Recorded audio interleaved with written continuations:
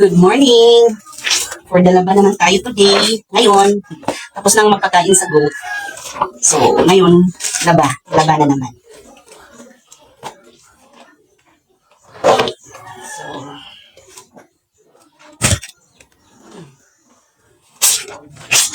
morning all. So, laba na naman ngayon. Kanina, pakain tayo ng goat. Ngayon, laba. So, gumising ng 4 a.m. in the morning, magluto, sikasuhin yung mga estudyante. Then, pag alis ng mga students, kasi 7 yung anak ko. 7. And then, yun, inaasikaso ko sila lahat. Pag alis nila, after gawin ang lahat, luto, gawa ng mga, lunch. And, kain ng kanina, yung kinaso yung mga skin ng banana, yung pinapakain ko sa goat. Tapos napakain ako sa goat. Ngayon, laba. Tapos marami pa akong mga hugasan dyan. Ang dami pa yan, ang dami pa. Yan, hugasan ko yan, mamaya. After maglaba. Yung labada ko naman, mga ilang sako din itong mga lalabhan ko. Tatlong sako yung lalabhan ko. Tatlong sako. So, ganyan kaluded yung araw natin everyday. Sobrang dami ng mga works naghihintay. Ang daming mga dumi na naghihintay na kailangan linisin. Ako lang yung gumagawa sa lahat. Good morning sa lahat. Kahit pa may nararamdaman sa katawan, kailangan magtrabaho. Then, so, hindi ko matapos yung mga gawain dito sa bahay. Pero, kahit gaano pa kadami yung trabaho ko dito sa bahay, naghanap pa rin ako ng paraan kung paano maghanap buhay. Okay? At hindi lang yan, nag-aaral din ako. May skill akong inaaral ngayon kasi gusto kong kahit pa paano magkaroon ng pag-asa sa buhay. Hindi na lang all the time na ganito yung ginagawa natin, puro na lang trabaho sa bahay, tapos walang income. Hindi naman yan, ang trabaho dito sa bahay. Sobrang dami, sobrang hirap, sobrang bigat. Lalo na dito sa akin. Kasi marami kaming hayop. So, marami kaming aasikasuhin. So, normal, yung surroundings namin, magulo, marumi. Kasi nga maraming mga manok, mga goats. Kaya, ang daming trabaho talaga. As in, loaded na loaded sa trabaho. Tapos, anong madaming trabaho pero walang kita. Walang sahod. So, sino dyan? Sino dyan nagtatrabaho na ang daming reklamo, tapos may sahod naman? Samantalang ako, sobrang dami ng trabaho pero hindi pwede magreklamo wala pang sahod. So, enjoy lang yung buhay natin. Be grateful kahit ano pa man yung buhay natin ngayon. So, be grateful lang tayo. Enjoy natin yung buhay natin. So, yung sinasabi kong i-enjoy, hindi na kailangan gumastos. Lang yung mindset natin. So, paano natin i-accept yung life? Yun lang. So, pwede naman natin i-enjoy siya. Kasi yung enjoyment, yung happiness sa kalooban yan, di ba? So, kahit walang-wala, kahit maraming trabaho, kahit gano'ng kakapagod, gano'ng kakahirap yung work. Kung i-take mo naman siya ng maayos, masaya, grateful sa buhay, kasi ang iniisip mo, hindi yung hirap, kundi yung mga bagay-bagay na kailangan mong ipagpasalamat. Like, busy ka, dami mong trabaho, di ba? So, magpapasalamat ka kasi nakaya mo yan, di ba? Nakaya mong gawin ang lahat ng trabaho. Magpapasalamat ka kasi may lakas ka magtrabaho. So, ganun ang life. Kailangan, it's how we take life. Ganun lang. Kung paano natin i-accept yung buhay natin. Dahil kahit gano'n pa man kahirap yung buhay natin ngayon, mas marami pang mas naghihirap. Kasi para sa akin, mas mahirap yung may sakit. Yung ako may sakit din ako sa buka, may sakit din ako sa katawan, pero hindi naman yung grabe. Kasi nakapag-work pa ako, diba? So, yung pinakamasakit nung bedridden ka. Yun, ang hirap yun. Sobrang hirap ng ganun. Yung may worse kang sakit, na yung tipong hindi ka na makapag-work, so sobrang hirap yun. Kaya nga, pag nagbabrowse ako sa TikTok, and then may nakikita ako may mga taong may mga malalang karamdaman, nakakaawa, tsaka pag may pera ako, kahit pa man, konti lang yung pera ko, kahit naglalaan pa rin ako para tumulong sa mga tao. Kahit paano, di ba? Nakakatulong tayo. Kasi kahit konti lang yung may tulong natin, halimbawa, nakabigay tayo ng 10 pesos, and then maraming taong magbibigay. So, marami na rin yan pag maiipon nila. At least, makapag-magamot sila, mabili nila yung mga kailangan nila sa kanilang mga sakit, or gamot. Ganun. So, yun yung isa sa mga goal ko, magkapera para makatulong sa tao.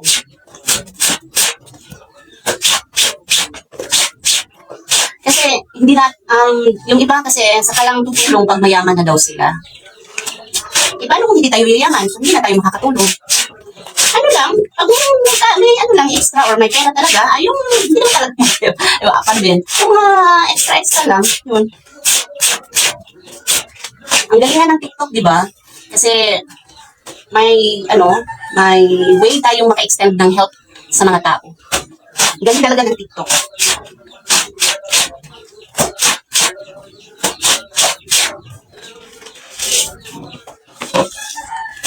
Yung makakatulong tayo sa mga taong nangangailangan talaga ng tulong. Ganda ng ganyan, no?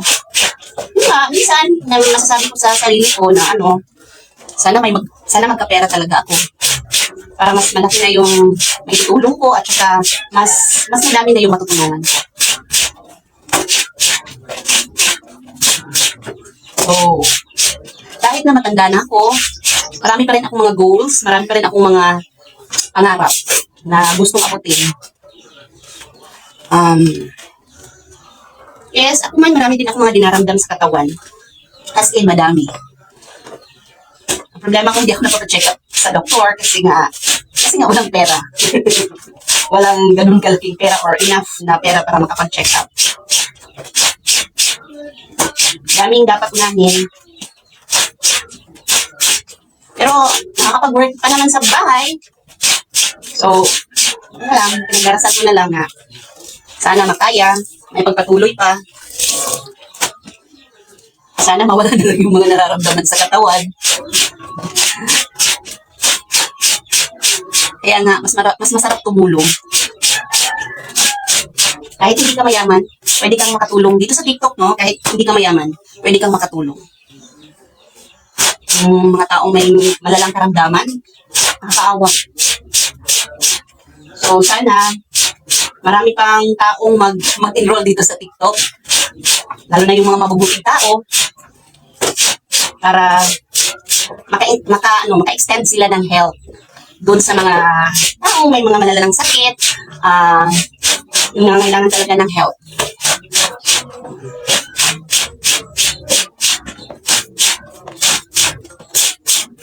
So, ito nga, dami ko pang trabaho naghihintay, dami ko pang hugasin na dapat tapusin. Anyway, mataas pa naman yung araw. So, after ko nito, so, iisip lang naman ako ng anong content na gagawin ko para sa pag-affiliate marketing. Oh, di ba? Di ba? Ang galing talaga ng TikTok, yung mga jobless. At least, di ba?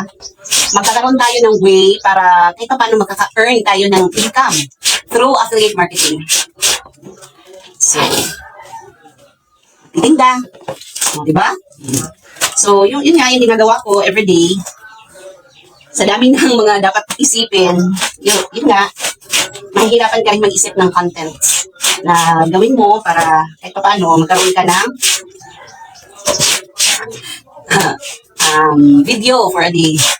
Sa pag-affiliate ngayon, kailangan kailangan careful na talaga tayo sa pagpo-post ng ating mga videos, lalo na sa affiliate marketing. Kasi di ba, sobrang strict na ni TikTok. So, yung mga content natin, kailangan lang siya, safe din. Yung bagong nag-update si TikTok, mga ilan din yung mga violations na receive ko. Siguro bali na-suspend ako una 1 day, and then nung bumalik yung yellow basket ko, na-suspend na naman ako mga 2 days. Yun nga, ang dami kong violations pala. So, ngayon, nung 2 days talaga yung wala na yung yellow basket ko, niisip ko talaga, binabasa ko yung mga guidelines, at then, nanonood ako ng mga videos. Nagiging extra careful na. Kailangan magiging extra careful na tayo sa pagpo-post. Sino man dyan yung mga affiliate marketer? So, kailangan extra careful para hindi na daming mga nabana account ngayon ha, daming So, kailangan pag gagawa tayo ng content, yung mga features lang ng product, kailangan may proof, much better yung product is approved, safe din yung product. So, wag i-exaggerate yung mga sinasabi mo about sa product. Hindi na yan pwede ngayon.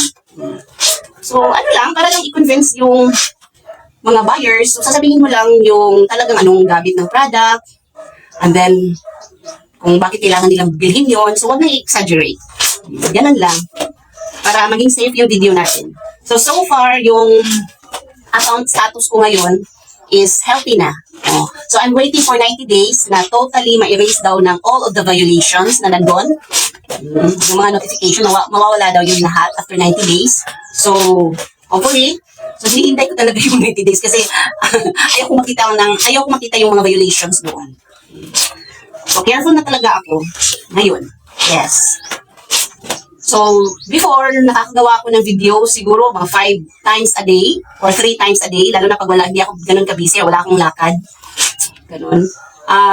Pero ngayon, siguro, sa isang week, siguro, swerte na pag makagawa ko ng 5 videos. Sayang. Kasi kailangan tayo ng extra careful na tayo sa mga videos natin. Yes, para lang yan sa mga affiliate marketer or mga seller, ganyan. Yung may mga yellow basket, mas extra careful tayo.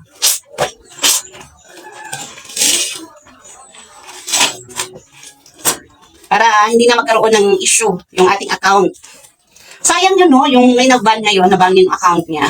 Yung 12 million views. 12 million followers. Sayang yun, ha. Hindi birong taon din yung pinaghirapan niya para umabot ng millions yung views niya, di ba? I mean, yung followers niya, di ba? Sayang, at saka maban lang. Mawala yung account. Nakatakot isipin. Sayang, mawala yung natin. Kahit paano, may income tayo dito sa TikTok, di ba? So, yung mga pinaghirapan, masasayang. So, kailangan extra careful tayo sa mga videos na ipopost natin.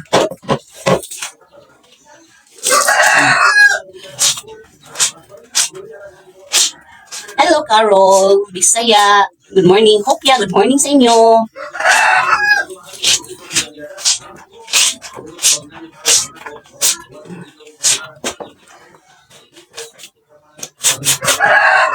Daming trabaho.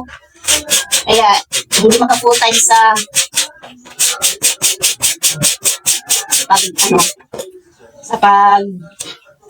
hahanap buhay. Hindi maka full time. Pero, hopeful pa rin na i-upskill. Kasi, I'm upskilling now. Ngayon, bali, ang dami ko na rin mga skills na pinag-aaralan, like video editing, photo editing, yun yung start. And then social media management. Yung social media management kasi hindi lang naman siya basta-basta yung nagmamanage ka ng account. So, kailangan mo rin pag-aralan yung mga guidelines. So, in every platform kasi, may iba't ibang mga guidelines. May mga common sila, pero may mga iba't ibang mga bagay na kailangan mo talagang tandaan kada platform. So, kaya yung social media management, hindi rin siya ganun ka-easy ha. Kasi ikaw yung gagawa ng contents, di ba? So, hindi rin siya, kailangan maging ang tawag nito ito, jack of all trades. Marami kang alam ha, sa lahat ng bagay. Parang din siyang virtual assistant na maraming mga dapat, yung hindi ka kailangan maging expert, pero marami kang alam. So yan, dapat marami kang alam. Okay, dapat techie ka rin, di ba? So, yung skill mo, pag ganyan yung mga jobs, dapat broad yung skill mo madami. Marami kang kayang gawin. Hindi ka na expert in a particular skill, pero marami kang alam. Di ba? Alam mong gumawa ng contents, alam mong gumawa, alam mong mag-edit, alam ng photo or videos, alam mong mag-research. Yung mag-research kasi kailangan din yung smart research talaga yan, ha? Hindi yung basta-basta lang. So, maging matalino ka sa lahat ng bagay. And then ngayon, ang pinag-aralan ko is, nag-aaral ako ng bookkeeping. So, nakapag-take na ako ng online course ng bookkeeping. Yung first, parang matagal na yun, parang wala akong na-observe na, ang tawag nito, nalalaman, ang tawag dyan, or knowledge. Wala akong na-observe na knowledge yung unang online course na take ko. Kasi, ewan ko, siguro, sa sobrang dami rin mga inisip, trabaho, ganon. And then, nag-take ulit ako last 2 weeks na yata yun, or 2 weeks, or 1 week, pero magato na. Kay Mami Bian, sa bookkeeping. So, okay naman yung niya, online tutorial niya, like class 3 to 6 p.m. So, I must admit na mas marami akong na-learn kesa doon sa unang tinake ko na course. Well, I'm not blaming the first course, ha. Siguro siguro sa akin yung problem. Siguro na-observe, kasi madaming iniisip. Ganyan. Pero ngayon, so far, madami din akong natutunan sa bookkeeping course ni Mami Bien. And then, ngayon, kahit gano'n ka-busy yung buhay ko, yung buhay natin araw-araw, naghahanap pa rin ako ng time para i-insert kung gusto ko talagang ma-master ang bookkeeping. Saka ako mag-apply online. Saka ako mag-apply sa mga sites. I-ano ko muna yung mga profile ko, ayusin ko muna. And then, yun nga, gusto kong maging well-prepared bago mag-apply. Gusto kong maging well-prepared. Yung tipong, ayokong mangangapa talaga ako pag first day sa work, yung sobrang, yung hindi mo na alam kung paano hanapin. So, at least, pag makapag-work na ako, at least yung talagang ready na. So, ngayon, everyday, nag-self-study. Through YouTube, yan, grabe talaga si YouTube Academy. Dami tayong matutunan sa YouTube. Eh, dito sa TikTok meron din. Kaya lang, dito sa TikTok, minsan, hindi full yung videos. So, much better dun sa YouTube. Sa YT, mas okay dun. Kasi full talaga yung lesson na makukuha mo.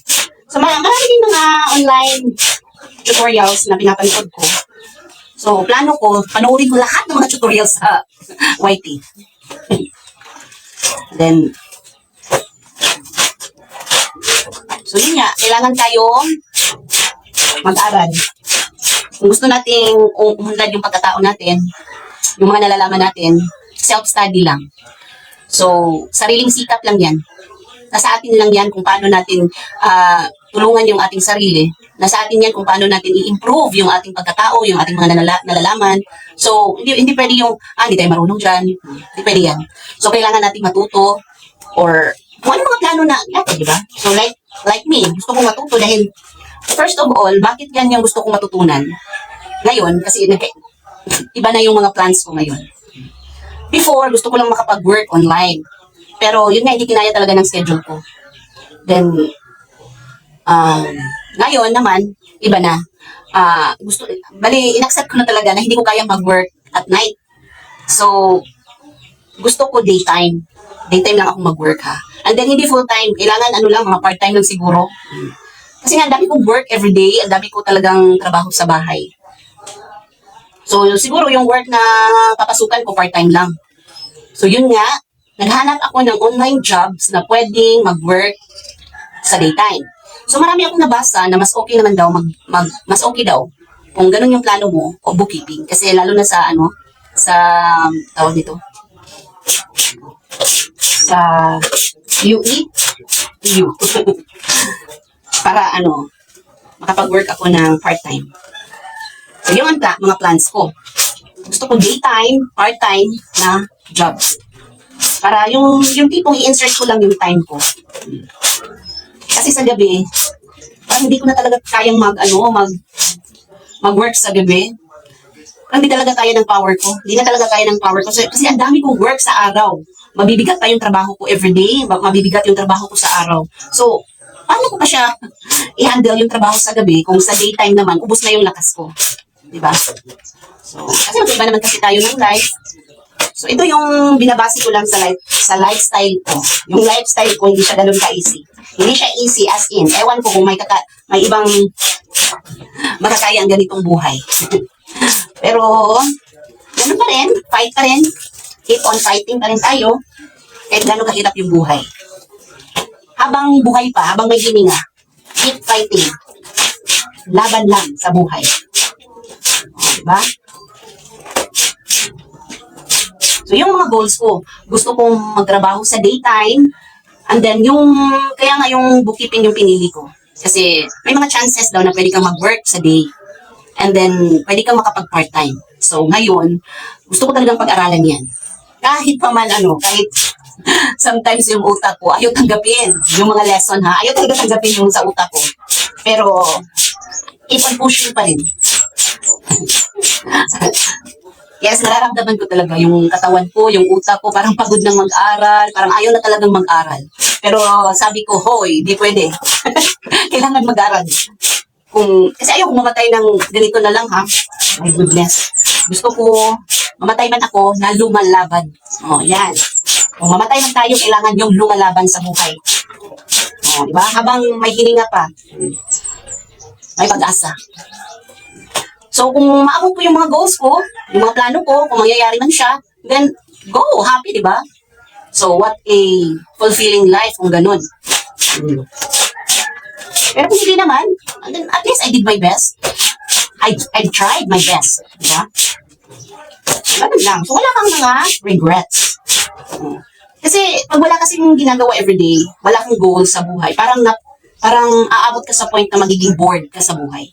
Magiging boring talaga yung life mo kung ganun na lang, paulit-ulit, pagising sa umaga, trabaho hanggang hapon, wala kang goals.